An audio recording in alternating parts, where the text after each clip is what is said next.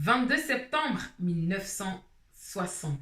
Cette date est un rappel, un hommage fort à la mémoire de l'un des plus grands empires qu'a connu l'Afrique de l'Ouest, l'empire du Mali. Vous êtes sans ignorer qu'aujourd'hui est la date d'anniversaire de l'indépendance de la République du Mali.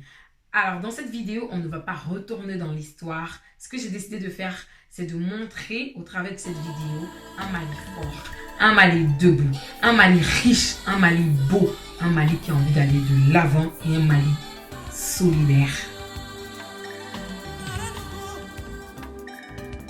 Avec une superficie estimée à plus d'1 million en kilomètres carrés et une population estimée à plus de 20 millions d'habitants, le pays porte encore les traces de son passé, entre berceau d'empire africain et colonie française. Les Maliens savent se montrer très accueillants et n'hésitent pas à faire preuve de solidarité envers les visiteurs.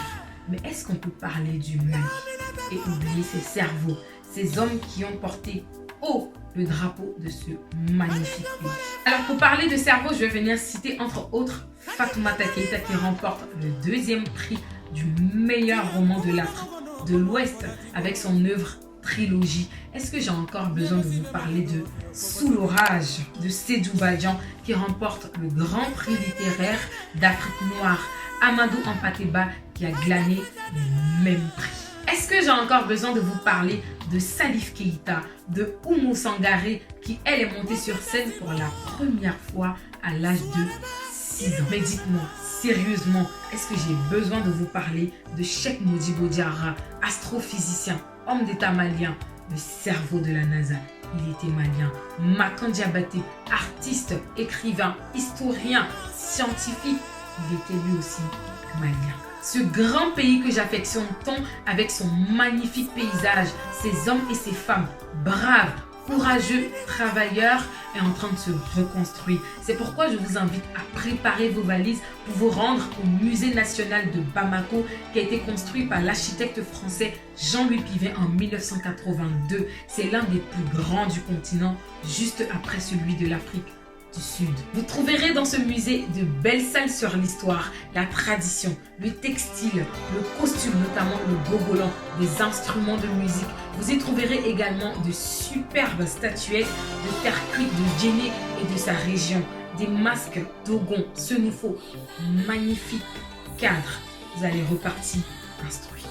Aussi, allez voir le monument aux héros noirs, détruit en 1940 puis rebâti en 2013, la place de la Liberté, l'arc de Kamadjan, la pyramide du souvenir qui rend hommage aux martyrs des événements du 26 mars 91. Allez voir la tour de l'Afrique, haut de 46 mètres, on peut y discerner un baobab, un réservoir plein d'idéogrammes et un panneau fait à l'effigie de l'Afrique.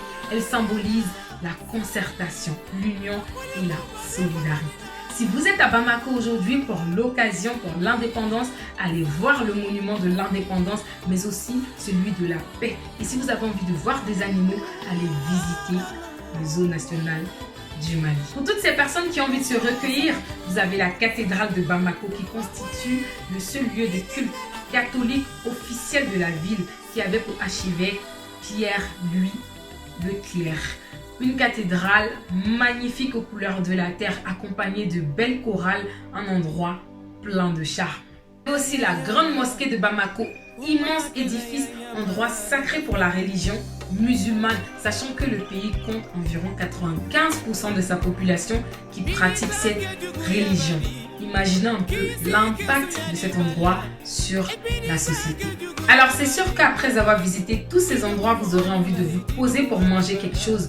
N'hésitez pas à manger du bon bachi, du bon thon ou encore du bon couscous. Et n'hésitez pas à vous rafraîchir avec du bon jus de baobab qui est très bon pour la santé et pour les problèmes de ventre. Moi j'en ai ramené un peu, je vais profiter pour me rafraîchir. Si vous allez au Mali et que vous n'assistez pas aux grandes fêtes, c'est-à-dire quoi, les baptêmes, les mariages, vous n'allez pas écouter les symphonies du djembé, vous avez tout raté. Ne ratez aucun événement au Mali parce qu'il y a l'ambiance, il y a la solidarité, il y a la bouffe. Il y a la bouffe, il y a la bouffe et il y a la bouffe. C'est tout pour cette vidéo. J'ai été très ravie de l'avoir tournée. Vous imaginez pas l'amour qu'il y a dans mon cœur. Vous imaginez pas la joie qu'il y a dans mon cœur. C'est fou. Je suis très contente d'avoir fait cette vidéo. Et j'espère que vous l'avez aimé. Les Maliens, franchement, vous méritez tout. Vous êtes un beau peuple. Vous êtes un peuple solidaire. Vous êtes un peuple chaleureux. Vous êtes un peuple accueillant, vous méritez beaucoup d'amour, vous méritez le développement, vous méritez que votre pays rayonne, mais de mille feux. Moi, je vous aime de tout mon cœur, mais vraiment de tout mon cœur. Je ne comprends pas cet amour-là. Je ne sais pas comment on est liés. Je vous aime trop, c'est pas possible. J'aime trop le Mali. Attends, je vais dire ça en bambara. Malien ou Aoukadigné. Mali, Ikadingné. Partagez cette vidéo les Maliens, partagez-la mais vraiment au max et bonne fête de l'indépendance à tout le Mali, à tous les Maliens. Aujourd'hui là, dansez fort, bougez et que l'indépendance soit effective et définitive. Je vous aime et je vous dis à très bientôt dans d'autres vidéos. Ciao. Toi, le petit Malien, tu as regardé la vidéo, je t'ai vu. Tu as regardé, tu n'as pas liké, tu n'as pas partagé. C'est-à-dire que tu as regardé, tu es passé. Ah, tu n'aimes pas ton pays.